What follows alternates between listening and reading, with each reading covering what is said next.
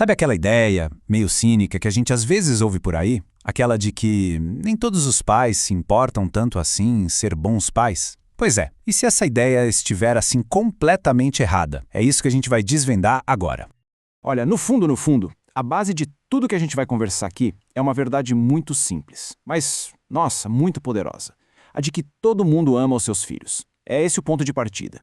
E para a gente entender o tamanho disso, o impacto real dessa verdade, nada melhor do que uma história real, que mostra isso de um jeito que, olha, fica na memória.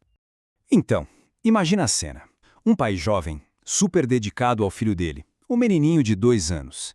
Todo santo dia é ele que leva, ele que busca o filho na creche. É aquele ritual, sabe? Que vai construindo um laço, uma conexão muito forte entre os dois. Só que a realidade deles não é nada fácil. Pelo contrário, eles moram num apartamento pequeno, de 3 quartos, mas não sozinhos. Eles dividem tudo, espaço, cozinha, banheiro, com mais 2 famílias. Pensa só na situação. E é exatamente aqui que a história fica, uau, inspiradora de verdade. Porque mesmo com todo esse aperto naquele cantinho que era dele, esse pai fez uma coisa assim extraordinária. Ele construiu um verdadeiro santuário, só pro filho. E quem viu conta que era assim o berçário mais lindo que já se viu. Tinha de tudo, brinquedo, livro, tudo que uma criança precisa para se desenvolver. É a prova viva, né, de que o amor, a dedicação passam por cima de qualquer obstáculo. Essa história é de arrepiar, né? E ela nos leva para um princípio bem maior. Uma verdade que, no fim das contas, vale para todo mundo. É que é o seguinte, os princípios de uma boa criação, eles não têm dono. Não pertencem a uma classe social ou a um grupo específico. Não, eles são universais, valem para todas as famílias, não importa de onde venham. Essa vontade de fazer o melhor pelos filhos, isso é o que conecta todo mundo. O problema é que essa verdade, tão universal, esbarra numa barreira. Uma barreira bem cínica. Uma ideia errada que, muitas vezes, vem justamente de quem cria as políticas públicas. A gente ouve eles dizerem que esses programas de apoio aos pais, eles só funcionam em certas comunidades. Fica a pergunta no ar, né? O que exatamente quer dizer certas comunidades? Pois é, essa palavra certa, na verdade, é um código. É um jeito disfarçado de falar daquelas famílias que têm mais recursos, que falam a língua principal do lugar, que não são marginalizadas. É uma suposição, né, um preconceito, de que as outras famílias, elas não se importariam, não iriam participar.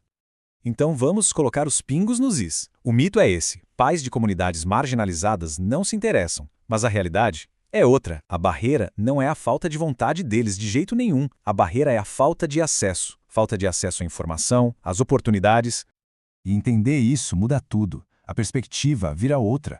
O foco deixa de ser questionar a atitude dos pais e passa a ser como é que a gente derruba as barreiras que impedem essa informação de chegar até eles. Beleza, mas e na prática? Como se faz isso? A abordagem é até simples, mas muito poderosa. Primeiro, a informação tem que chegar com respeito. Segundo, é oferecer apoio, conselho, não crítica. E terceiro, que talvez seja o mais importante de tudo, é perguntar o que funciona para eles. É tratar as famílias como parceiras, lado a lado. Tem uma fala de uma mãe, num grupo de discussão, que resume isso perfeitamente. Ela disse, olha só, por favor, não venham aqui para dizer o que a gente está fazendo de errado, venham para dizer o que mais a gente pode fazer para ajudar nossos filhos. É um pedido de parceria, né? Não de julgamento. É muito forte.